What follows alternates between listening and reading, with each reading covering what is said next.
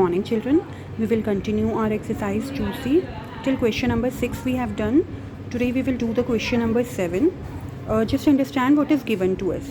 A sum of money was divided between Rajiv and Ashish so that Rajiv gets 7/19 of the whole amount, and if he gets rupees 5600, how much was the total sum?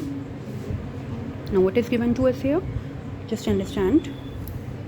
कुछ amount है वो राजीव और आशीष के बीच में divide हुआ है, और वो इस तरीके से डिवाइड हुआ है कि राजीव को टोटल अमाउंट का 7/19 पार्ट मिला है, and if he gets rupees 5600, अगर वो अमाउंट उसका 5600 रुपीज़ के इक्वल है, we have to find that what was the total sum.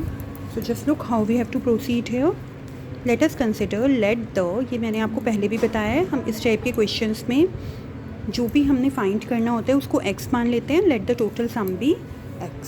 So how much amount Rajeev gets 7/19 of whole amount. जो भी पूरा अमाउंट है उसका 7/19 पार्ट राजीव को मिला है. That means 7/19 whole amount is x. So 7/19 of x. Now इसके बाद हमें इसको ये भी बताया है कि 7/19 x जो है ये 5600 के इक्वल है. So according to question 7/19 of x is equal to 5600 rupees. सो यहाँ से क्या होगा, we have to find the value of x from here. So for finding the value of x we have to do the cross multiplication. For cross multiplication we have to move 19 in the numerator and 7 in the denominator. x will remain here. जिसको हमें find करना होता है वो वहीं पे रहता है.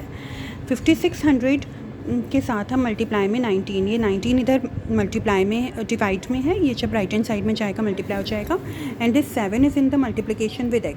So when it moves down it gets divided with 7. So children, we have to divide 5600 and 7 now.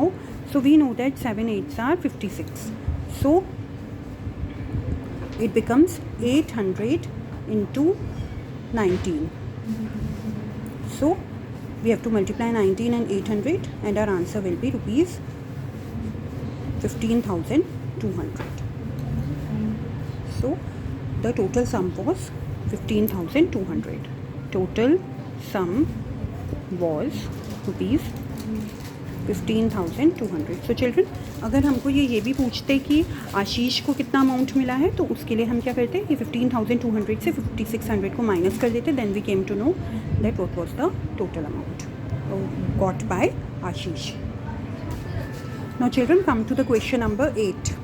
Mr. Joshi bequeathed 1/3 of his money to his son, 1/5 to his daughter, and the remaining to his wife who got rupees 42,000. What was the total amount? So just understand, Mr. Joshi ने अपनी money का 1/3 part अपने बेटे को दिया, 1/5 part अपनी बेटी को दिया, और जो बाकी बचा पार्ट था दैट मीन्स 42,000 रुपीज़ वो उसने अपनी वाइफ को दिया. तो हमने बताना है कि टोटल अमाउंट कितना होगा. अगेन द सेम क्वेश्चन, हम इसमें टोटल अमाउंट जो भी हमने इस टाइप के क्वेश्चन में जो फाइंड करना होता है हम उसको x मान लेते हैं. So let the total amount be x. Money given by Mr. Joshi to his son is equal to 1/3 of x. 1/3 part उसने अपने बेटे को दिया है. Money given by Mr. Joshi to his daughter is equal to 1/5 of x. And money given to his wife, उसने अपनी wife को कितना दिया है, इसमें अमाउंट बताया है 42,000 रुपीज़. नो चिल्ड्रन, अगर हम मिस्टर जोशी ने जितना अमाउंट अपने बेटे को दिया है, बेटी को दिया है और वाइफ को दिया, अगर हम इन तीनों अमाउंट को ऐड कर देंगे तो ये टोटल अमाउंट आ जाएगा, and the total amount is x. So according to question x/3 plus x/5 plus 42,000 is equal to x. क्योंकि ये टोटल अमाउंट है x, तो ये x के इक्वल हो जाएगा. Now 42,000 will remain here. ये जो x/3 और x/5 है ये हम x के साथ ले आएंगे. x अपनी प्लेस पे है, ये इसका साइन ऐसे ही रहेगा बिल्कुल. x/3 अपनी प्लेस छोड़ के आएगा, वो माइनस का हो जाएगा. x/5 भी माइनस में हो जाएगा. जो अपनी प्लेस छोड़ के दूसरी जगह आता है उसका साइन चेंज हो जाता है. अगर वो प्लस होता है माइनस हो जाता है, माइनस होता है प्लस हो जाता है. That thing you have to keep in mind always. Now children यहाँ पे कुछ नहीं है, इसके मीन्स डिनोमिनेटर में 1 होगा. Now we have to take the LCM of 3 and 5. The LCM of 3 and 5 is 15. Now 1 15s are 15 and 15 into x is 15x. 3 5s are 15, 5 into x is 5x. 5 3s are 15 and 3 into x is 3x. Do the LCM of this part in algebra properly. So 42,000 is equal to 15 minus 15x minus, ये दोनों negative हैं तो you have to add that और sign minus का आएगा upon 15. 42,000 is equal to what is 15x minus 8x, that is 7x upon 15. Again we have to find the value of x. So we will do the cross multiplication. We will multiply 15 with 42,000 and 7 will come in division. So the value of x will be 42,000 into 15 upon 7. So 7 6 are 42, ये multiply हो जाएगा. So 15 into 6,000 is rupees 90,000. So the total amount was rupees 90,000. At last we can write the total amount was rupees 90,000. So children, main thing in such questions is that you have to make an equation like this. और आपकी equation अगर correct है then the answer will be correct. और after finding the equation, after forming the equation, you know how to solve that. आपको उसे solve करना भी आना चाहिए, क्योंकि ये हमने एलसीएम लेना जो है वो हमें नंबर्स में आता है, बट यहाँ पे हमारा अलजेब्रा में एलसीएम लिया जा रहा है. तो ये मैंने आपको लास्ट क्वेश्चन जो हमने किया था उसमें मैंने आपको बताया था कि कैसे आप एलसीएम लेते हैं और कैसे इसे सॉल्व करते हैं. तो ये आपको अच्छे से आना चाहिए, only then you are able to solve the question. और अगर आपको इसमें एलसीएम लेने में कुछ प्रॉब्लम है तो आप वीडियो को बार बार भी देख सकते हैं. जो इससे लास्ट वीडियो मैंने देखी थी वहाँ पे मैंने एलसीएम लेना इन नंबर्स का, वेरिएबल्स का, वो मैंने आपको अच्छे से बताया था. आप उस वीडियो को भी फिर से देख सकते हैं in order to find the LCM of that algebra and numerals, algebraic numbers and numerals. Now children, come to the question number 9. A boy spends 3/4 of his pocket money and then 4/5 of the remainder is given to his sister. So what did he have at first? अगर उसके पास 40 rupees बच जाते हैं तो उसके पास starting में कितने रुपीज़ होंगे ये आपने बताना है. फिर से मैं एक बार आपको समझाती हूँ. एक बच्चा अपनी पॉकेट मनी का 3/4 पार्ट जो है वो खर्च कर देता है और फिर उसके बाद जो भी अमाउंट बचता है, उसके पास जो अमाउंट बचता है ये आपको ध्यान देना है, 4/5 ऑफ द रिमाइंडर. सो जो पार्ट बचता है उसका 4/5 पार्ट वो अपनी सिस्टर को दे देता है. अगर अपनी सिस्टर को देने के बाद उसके पास 40 रुपीज़ बचते हैं, then you have to find that what did he have at first. उसके पास स्टार्टिंग में कितना मनी होगा ये आपने बताना है. So one by one we will solve it. Let at first the boy has rupees x. Starting में बॉय के पास एक्स रुपीज़ हैं. सो ही स्पेंड्स, उसने कितना अमाउंट खर्च किया है, he spends money. How much money he spends?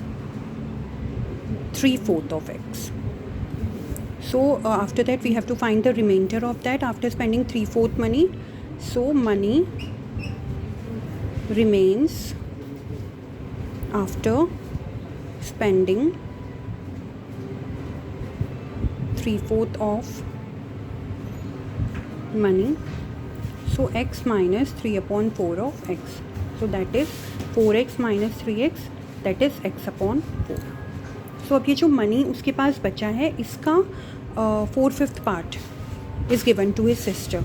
So money given to his sister is equal to 4/5 of x upon 4.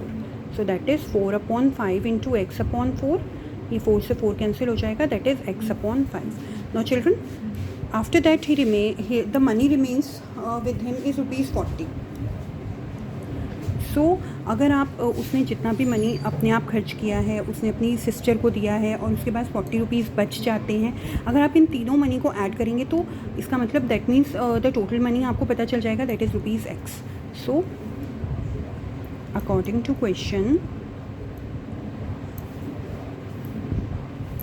You can write here money left is equal to rupees 40. So according to question, x upon 4 plus 3x upon 4, ये उसने खर्च किया है amount, ये उसने अपनी sister को दिया है और ये अमाउंट उसके पास बचा है 40 रुपीज़. तो अगर आप इन तीनों को ऐड करेंगे तो x आ जाएगा. x upon 5 plus 40 is equal to x. Again आप अब 40 को यहीं रहने देंगे, ये 3x अपॉन 4 आ जाएगा राइट हैंड साइड और ये x अपॉन 5 भी आ जाएगा राइट हैंड साइड में. Now you have to take the LCM on 4 और 5. 4 and 5 का एलसीएम 20 हो जाएगा. सो 1 20 are 20 and 20 into x is 20x. 4 5 are 20 and 5 3 are 15x. 5 4 are 20 and 4 into x is 4x. ऐसे आप एलसीएम लेते हैं. So 40 is equal to 20 minus 15 and 4 is 19x upon 20. Now अब आप यहाँ पे फिर से क्रॉस मल्टीप्लिकेशन करेंगे. 40 into 20 is x, 20 minus 19 x हो जाएगा. So x is equal to 4 into 2 is 800. That means at starting he has 800 rupees. So you can write here at first he have rupees 800. This statement you have to write at last. So children, you all have to complete your work till question number 9 in your notebooks, and after that if any problem exists you can ask me personally. Thank you.